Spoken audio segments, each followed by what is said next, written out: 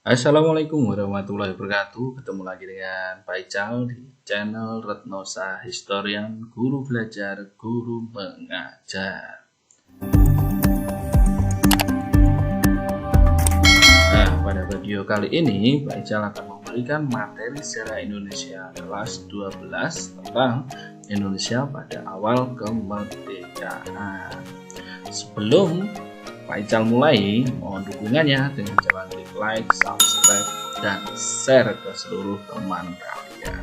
Baik, tak usah berlama-lama, langsung saja kita ke materinya ya.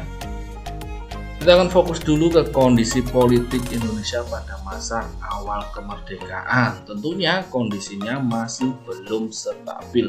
Hal tersebut dipengaruhi oleh faktor eksternal dan faktor internal. Kita fokus dulu ke faktor eksternal, yaitu Belanda datang kembali ke Indonesia atau berusaha menguasai kembali Indonesia dengan membonceng tentara sekutu ya, dalam hal ini AFNI ya, tentaranya Belanda itu tentara Nika yang namanya, yaitu datang kembali ke Indonesia. Nah, pada saat itu Indonesia itu dalam keadaan status quo ya, secara internasional yang menentukan internasional.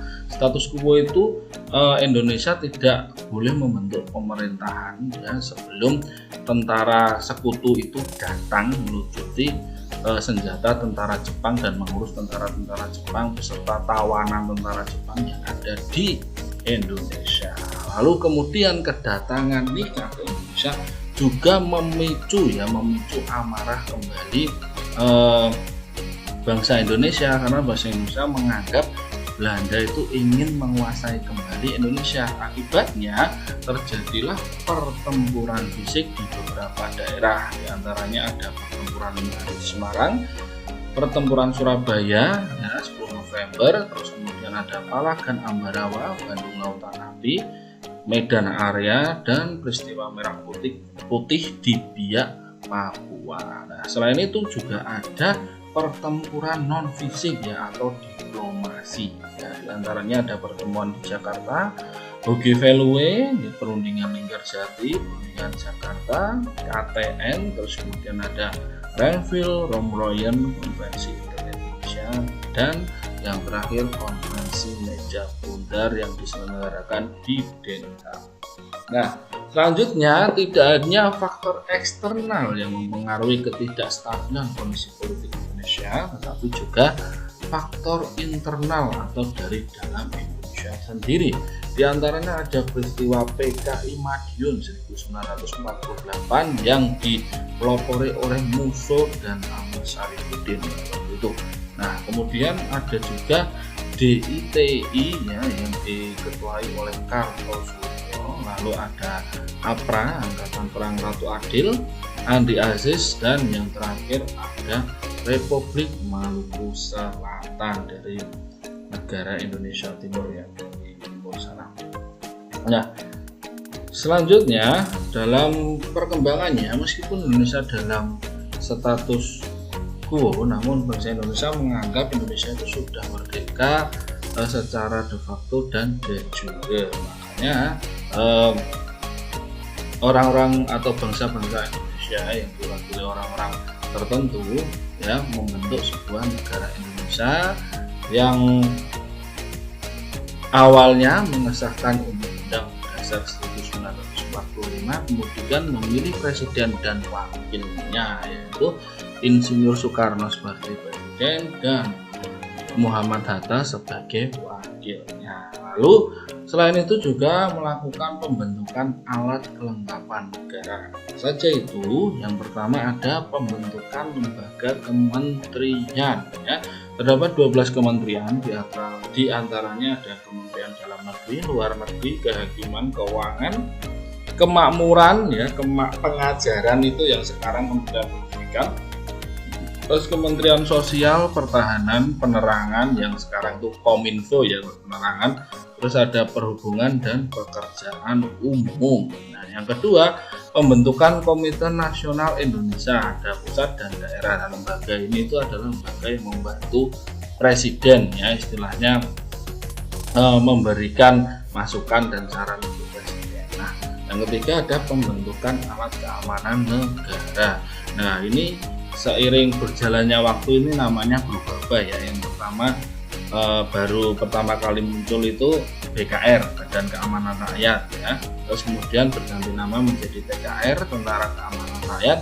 Ganti nama lagi menjadi TRI, Tentara Republik Indonesia, dan terakhir yang hingga sekarang menjadi TNI, Tentara Nasional Indonesia. Oke. Terus yang terakhir pembentukan lembaga pemerintahan yang ada di daerah-daerah. Selanjutnya pemerintah Indonesia pada waktu itu juga membentuk 8 provinsi di seluruh wilayah Indonesia ya. Yang pertama ada Provinsi Sumatera, kemudian diikuti Jawa Barat, Jawa Tengah, Jawa Timur, Sunda Kecil atau Nusa Tenggara, Maluku, Sulawesi, dan Kalimantan. Terus kemudian KNIP yang baru dibuat, terus kemudian dialih fungsikan yang tidak hanya untuk membantu presiden, tapi juga sebagai lembaga legislatif yang mana ikut serta dalam menetapkan garis-garis besar haluan negara. Lalu juga terjadi perkembangan ideologi dan parpol. Hal itu dipicu dengan adanya pembentukan Partai Nasional Indonesia yang dibentuk oleh pemerintah pada tanggal 22 Agustus 1945. Nah, hal itu memicu sedikit gesekan ya antara yang ada dalam pemerintah, khawatir akan adanya timbul partai tunggal ya, timbul partai tunggal yang ada di bawah kendali pemerintah. Nah, lalu melalui maklumat nomor X tanggal 3 November 1945 yang ditandatangani Muhammad Hatta, pemerintah memberikan kesempatan pendirian partai politik ya. Jadi sesuai dengan maklumat tersebut, partai politik lain juga boleh didirikan. Dengan begitu, dengan adanya maklumat tersebut, akhirnya muncul berbagai parpol yang beraliran nasionalis, agama, sosial, bahkan komunis. Ya, lanjut perubahan sistem pemerintahan. Nah, pada waktu itu juga awal dari berdirinya negara itu awalnya presidensil dulu. Nah, terus kemudian pada tanggal 14 November 1945 itu menjadi parlementer ya. Ada apa ini? Nah, saya jelaskan dulu yang presidensial. Presidensial itu maksudnya gimana sih? Presidensial itu maksudnya antara kepala negara dan kepala pemerintahan itu sama pemimpinnya, yaitu presiden. Nah, kalau parlementer itu beda. Kepala negara itu dijabat oleh presiden dan kepala pemerintahan itu dijabat oleh perdana menteri ya. Sudah paham kan perbedaannya? Nah, ini yang memicu perubahan sistem pemerintahan itu adalah berdirinya Republik Indonesia Serikat. Itu berdasarkan hasil konferensi meja bulat di Den Haag tanggal 2 November 1949 ya, mengharuskan negara Indonesia itu berubah menjadi Republik Indonesia Serikat yang mana terbagi atas 7 negara bagian RIS, diantaranya negara Republik Indonesia sendiri, terus kemudian negara Indonesia Timur, negara Pasundan yang terdiri dari Jakarta dan wilayah Jawa Barat, terus ada negara Jawa Timur, negara Madura, negara Sumatera Timur, dan terakhir negara Sumatera Selatan. Terus lalu juga negara RIS terbagi menjadi 9 kesatuan kenegaraan, antara lain ada Jawa Tengah, Kalimantan Barat, Dayak Besar, Banjar, Kalimantan Tenggara, Kalimantan Timur, Bangka, Belitung, dan Riau. Nah, ini ya, jadi Republik Indonesia Serikat ya. Jadi berdasarkan hasil KMB berubah menjadi parlementer. Nah, ini ciri-cirinya yang saya sebutkan tadi ya. Jadi kekuasaan legislatif DPR melebihi kekuasaan eksekutif. DPR itu berpengaruh lebih besar daripada eksekutif. Terus kemudian menteri-menteri kabinet bertanggung jawab pada DPR.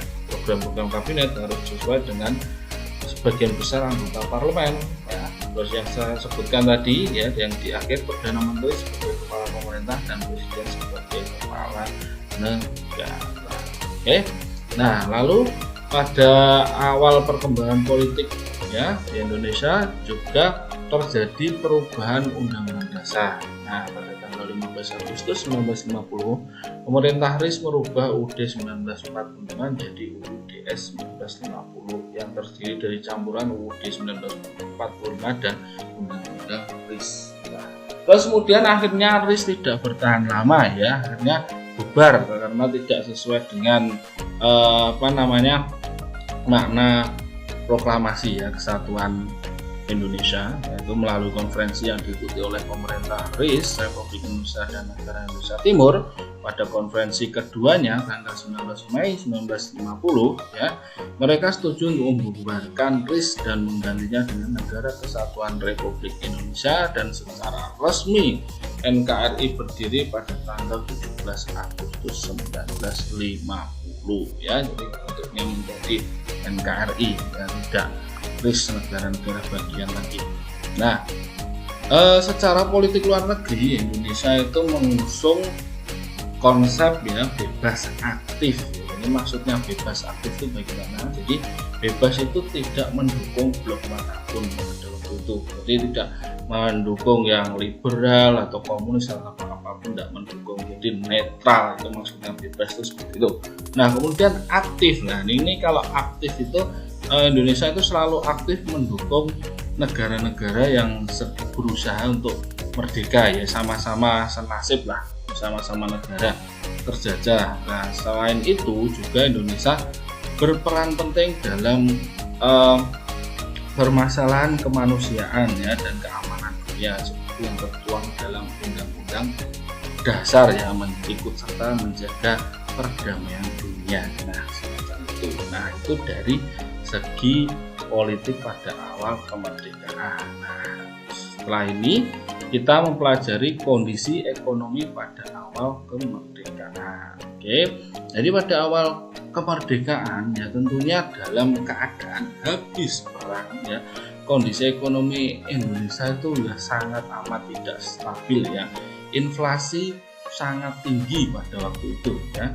Pemerintah menyatakan 3 mata uang berlaku, sampai 3 mata uang berlaku di Indonesia pada awal kemerdekaan.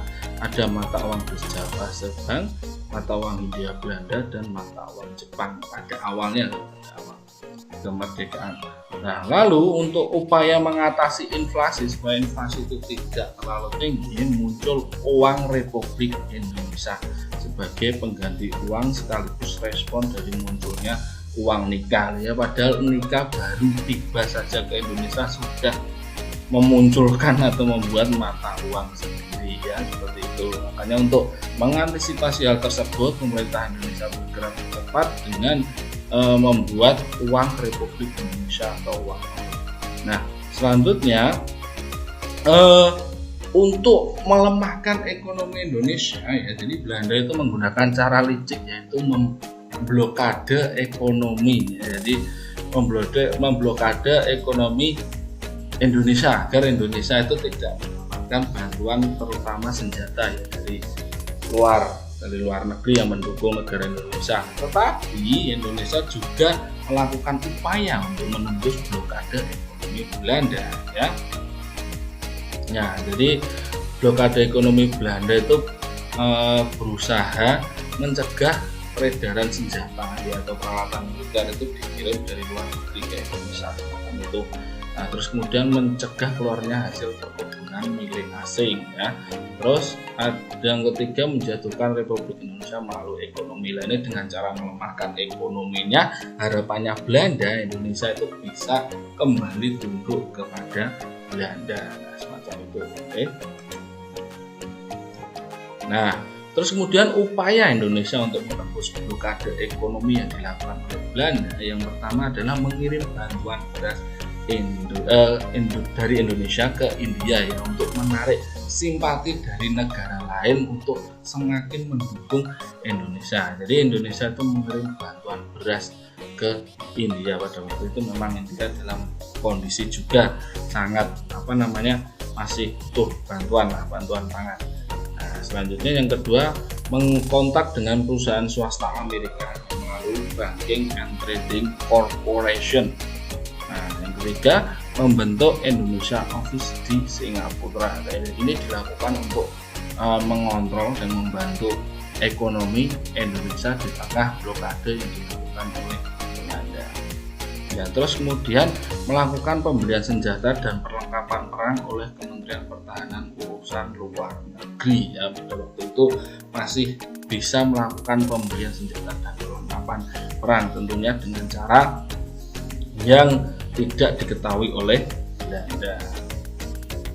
Terus kekosongan kas negara, ya, karena diakibatkan dari keamanan negara yang masih belum stabil.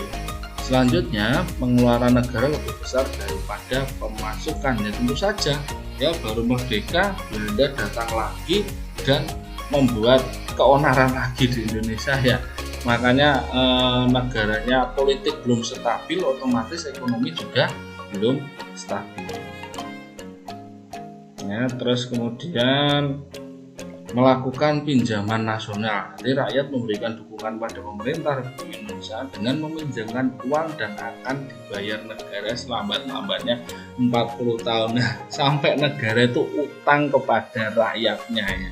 Rakyatnya. Jadi negara itu istilahnya meminjam uang pada rakyatnya, ya, untuk membenahi ekonomi. Dan nanti uang yang dihutang dari rakyatnya itu akan dikembalikan lagi ke rakyat yang dihutangi negara itu, ya, selambat-lambatnya, paling lama itu 40 tahun, ya.